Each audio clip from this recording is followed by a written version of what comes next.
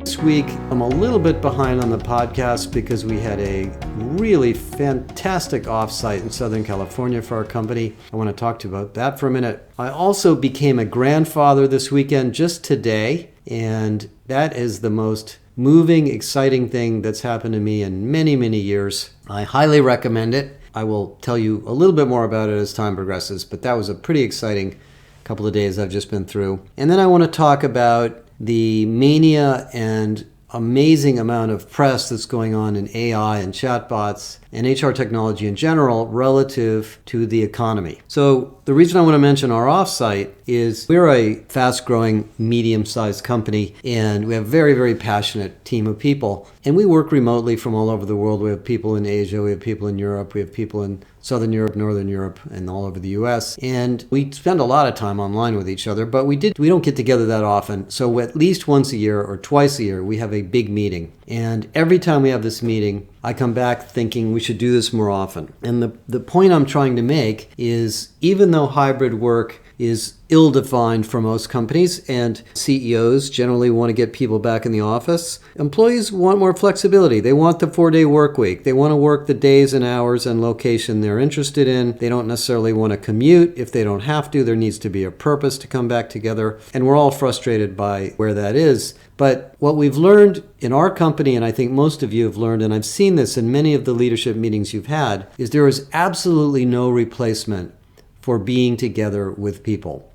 The relationships, the trust, the bonding, the fun, the sense of community and a shared vision that you can create, the sense of psychological safety. People can speak up, they can talk, they can let you know what's on their mind. You can get to know them, you can talk to them about their families and see what's going on in the rest of their lives. That is so, so valuable. At least twice a year, I think you should get together face to face for a couple of days and just spend the money and spend the time and do it. And the outcome will be orders of magnitude greater than you can ever imagine, simply because of the discussions and the interactions you will have that you would never have over the phone or over Zoom. And those are essential things for strategy, for clarity of decision making, for new directions, for understanding what the problems are in the organization. We have to get together. And so I was reminded of that, and it was really, really a valuable experience. And anybody who's interested, I can tell you more about the way we do it. Then there's the issue of AI. Now,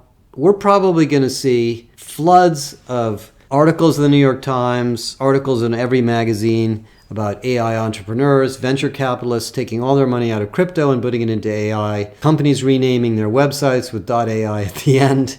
This is not a new technology. AI has been around since the 1950s. And if you read the history of it, people have been working on vision, language, natural language processing, auditory understanding the way the brain works, and trying to mimic this in computers for a long, long time. And it has just picked up speed because these large language models like GPT-3 or BARD are highly networked, billion-plus node neural networks that can do a pretty good job of mimicking human interactions. And if you read the articles about them and talk to computer scientists, they do have a life of their own. They tend to learn through the interactions we have with them. So if you chat a pragmatic question to a chatbot that has a large language model, it will give you a pragmatic answer. If you chat angrily to it, it will give you a different kind of answer. If you challenge it, it will give you a different kind of answer. So it appears to have a personality. Now, of course, it doesn't really have a personality like a human being. We have emotions and we have long history of relationships that we bring into conversations. We have auditory processing that these chatbots don't have, but they're pretty sentient in many ways. And so there's dozens and dozens of articles out right now on why they're dangerous and why they're a mistake and why they're being oversold. And yeah, I mean, I can argue all those things are probably reasonable challenges, but every technology that's ever been invented had problems for some period of time. And the upside of this is so massive that we're going to have to just plow through the challenges and get to the solution that we want. because what they can do is they can amass and understand literally billions of nodes of information in a communication form that is unlike anything we've ever done before. And in our world of HR and HR tech, this is going to be very transformational. I've mentioned in the last podcast training, knowledge management, employee experience support, certification, leadership development, coaching, selection, assessment, scheduling, onboarding, transition management, many of the programmatic things that we do in HR, or we have to design something and we have to dream up a program in this area and then we have to deploy it, can be done through AI. And I am very sure that over the next year, most of you are going to do this. And you're going to get tools and vendors are going to provide solutions that do this. And it's going to be fantastic, but it's not going to be cheap. Because one of the things that I've been learning about the AI engines is they're not indexes like search engines at Google. They're intelligent nodes with billions of nodes that use linear processing to compute answers. And they take 2 to 3 orders of magnitude more compute processing than a typical search. If you type into Google, who is the President of the United States, or some similar search to that, it's doing some sort of a B-tree index, which is very efficient to find the most likely answer. These don't do that. They actually traverse this node of this massive network, and using statistics, they compute the most likely answer based on the words and how the words come together and what words belong before and after and with others. So they cost a lot of money. So a startup AI company that's trying to build a large language model, from basically what I've been reading, is probably going to spend a minimum of $4 to $5 million just to run the model. Forget about hiring people and doing design and building a website and doing sales and marketing and all that, just to get the model to work. So as interesting as this technology is, the business model side may be the biggest challenge. In the case of Microsoft Bing, the company's got a lot of money and they're willing to expend their Azure processing on OpenAI's chatbot to get Bing up and running. But when you consider the fact that a query on Bing might be hundreds of times more expensive than a query on Google, and they're selling ads, it may not make a lot of money. So these AI systems have to have big ROIs. It's not clear to me that search and advertising is necessarily the best location for this yet. I think some of the other applications are much more high ROI and more financially viable.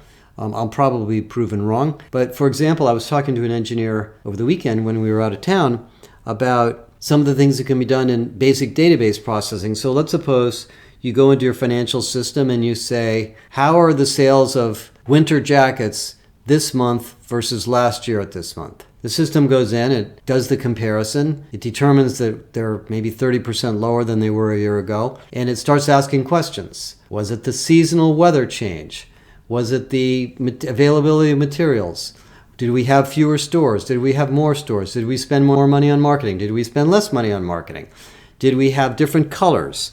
There could be thousands of factors that weigh into that change that human beings may not eventually find. They could, or they may not. I don't see any reason why AI couldn't do that. That's the kind of thing one of these large language models could do. And think about that type of a question in virtually every part of our work in the human resources area, where we're trying to figure out why we're having turnover, why we're having retention problems, why we have low performance, why we have management issues. I think these machines are going to be very successful at doing this, and they're going to take talent intelligence and they're going to make it super intelligent. Now, we're still early days here. The systems that are being promoted now in the market are not open yet, and these large language models are not completely available to IT departments, although Facebook just announced the availability of one. I don't know if it's any good, but it's probably got a lot of R&D into it. So if you have a lot of money and you have a lot of horsepower in your IT organization, you can start building one of these things. You can use it for knowledge management. You can use it for all these training applications. I think we're going to see hundreds of new applications of this. And for the big vendors, Oracle, Workday, SAP, ADP,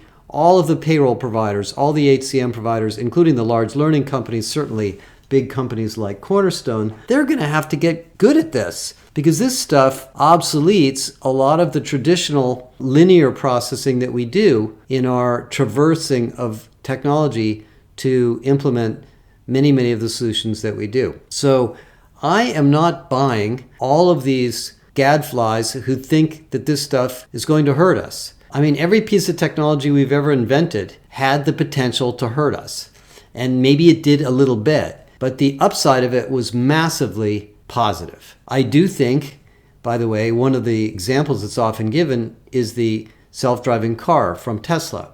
And Elon's main argument for the accidents and deaths that have been created through the AI and the self-driving car is that in general, the self-driving car is something like 100 times safer than human-driven cars, according to him. However, that's not a validated test. Nobody's looked at the data. He just says that. And most of the studies I've seen say that in that particular case, the self-driving car is usually used on open roads. It's not used on highly complex driving situations. And so there are factors that make it look like it's safer than it is. So the ethical question you have to ask yourself in that case is, are you willing to be a guinea pig to test the self-driving car while Tesla makes it better and better with your life in somebody else's hands? I think the answer is most of you would say no. So there's all sorts of ethical questions on how far we push these things to get them to become smarter, and what risks are we willing to take? These ethical issues are one of our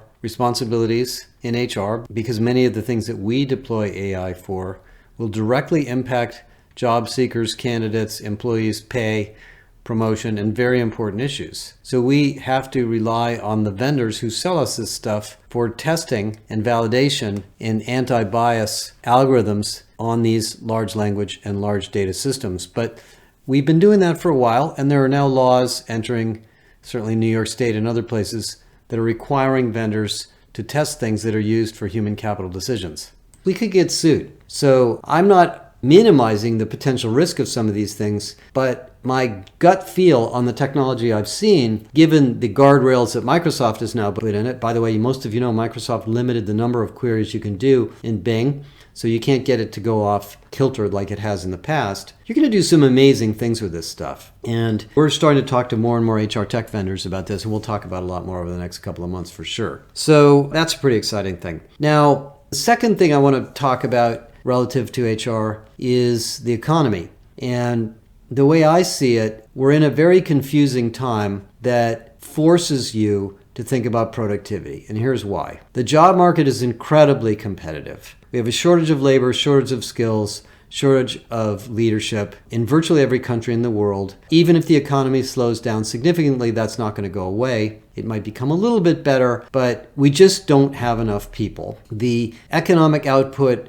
per human being has gone up a lot, but we don't have enough human beings. And any economist will tell you that no economy grows when the population shrinks, and that includes companies too. Now, sometimes companies can become hyper efficient with a very small number of people, but that's fairly unusual and it's difficult to do. And the economy is slowing. We don't have a recession, at least in the US, but profits are slowing, consumer spending is slowing, bank balances are going down, credit debt is going up. I mean, all of the evidence is that we're going to keep on slowing for a while. We're not out of this at all. You can sort of ignore the stock market. It's very emotional. And so you're going to be asked to work on projects to make people more productive, to reduce costs, to improve efficiency, whatever language your CFO uses. And you're going to have to figure out what's your role in this. I firmly believe, and we will show you how to do this, that HR is one of the most important domains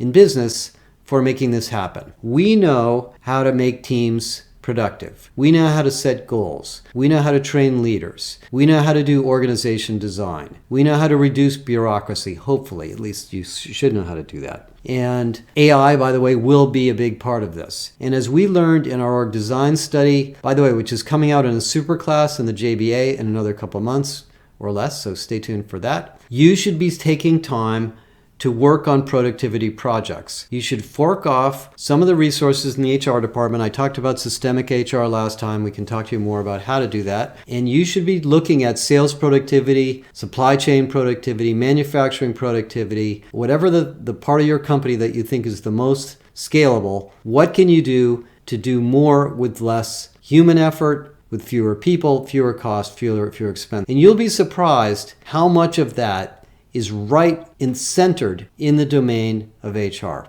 I know this because for myself, as a business person, maybe first and an analyst second, or maybe the other way around, I'm not sure. I think about this all the time. Every time we hire somebody, I think to myself, is this person going to increase our productivity or revenue per head count or decrease it? And if they decrease it, when is it going to turn around and grow again? And what are we going to do to make this person more productive now that we have more people?